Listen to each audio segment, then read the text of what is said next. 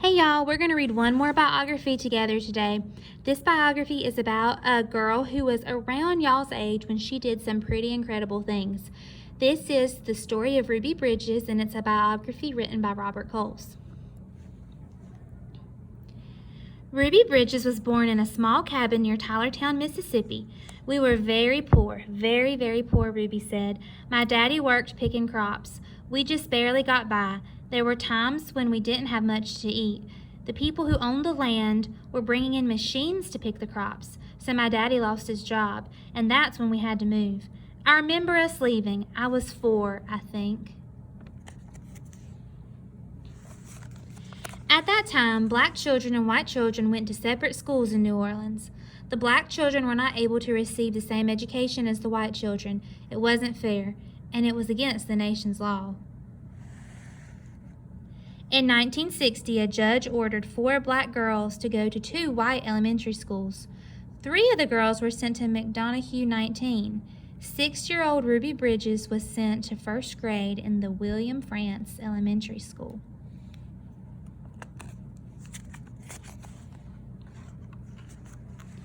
On Ruby's first day, a large crowd of angry white people gathered outside the France Elementary School. The people carried signs that said they didn't want black children in a white school. People called Ruby names. Some wanted to hurt her. The city and state police did not help Ruby. The President of the United States ordered federal marshals to walk with Ruby into the school building. The marshals carried guns.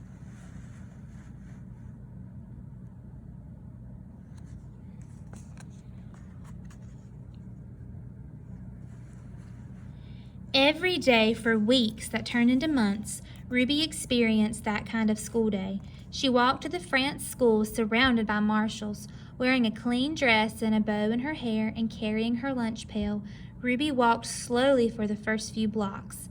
As Ruby approached the school, she saw a crowd of people marching up and down the street. Men and women and children shouted at her.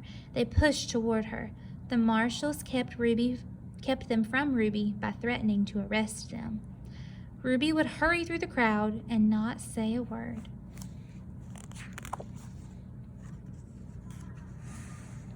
The white people in the neighborhood would not send their children to school. When Ruby got inside the building, she was all alone except for her teacher, Mrs. Henry. There were no other children to keep Ruby company, to play with and learn with, to eat lunch with. But every day, Ruby went into the classroom with a big smile on her face, ready to get down to the business of learning. She was polite and she worked well at her desk, Mrs. Henry said. She enjoyed her time there. She didn't seem nervous or anxious or irritable or scared. She seemed as normal and relaxed as any child I've ever taught. So Ruby began learning how to read and write in an empty classroom, an empty building.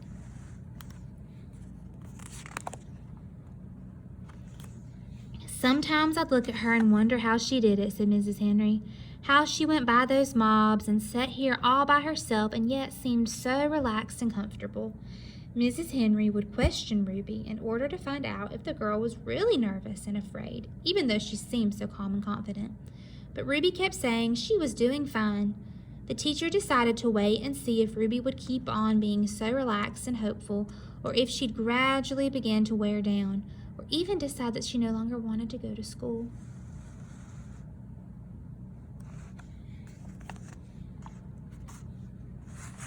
Then one morning, something happened. Mrs. Henry stood by a window in her classroom as she usually did, watching Ruby walk toward the school. Suddenly, Ruby stopped right in front of the mob of howling and screaming people. She stood there facing all those men and women. She seemed to be talking to them.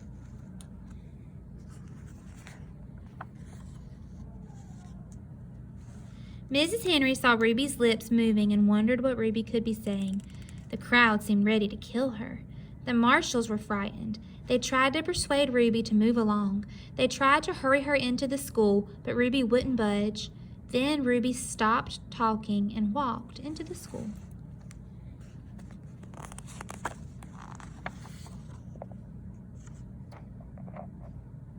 When she went into the classroom, Mrs. Henry asked her what happened. Mrs. Henry told Ruby that she'd been watching and that she was surprised when Ruby stopped and talked with the people in the mob. Ruby became irritated. "I didn't stop and talk with them," she said. "Ruby, I saw you talking," Mrs. Henry said. "I saw your lips moving." "I wasn't talking," said Ruby. "I was praying. I was praying for them."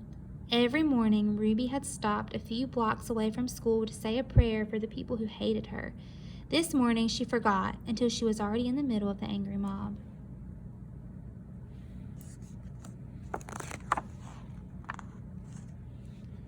When school was over for the day, Ruby hurried through the mob as usual. After she walked a few blocks and the crowd was behind her, Ruby said the prayer she repeated twice a day, before and after school. "Please, God, try to forgive those people, because even if they say those bad things, they don't know what they're doing. So you could forgive them, just like you did those folks a long time ago when they said terrible things about you." Later that year, 2 white boys joined Ruby at the France Elementary School.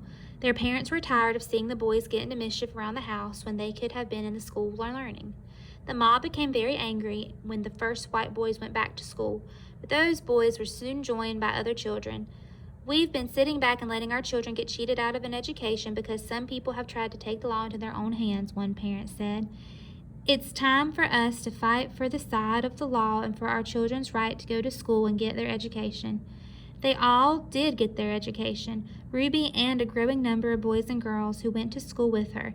By the time Ruby was in the 2nd grade, the mobs had given up their struggle to scare Ruby and defeat the federal judge's orders that New Orleans should be desegregated so that children of all races might be in the same classroom. Year after year, Ruby went to the Franz School. She graduated from it, then went on to graduate from high school.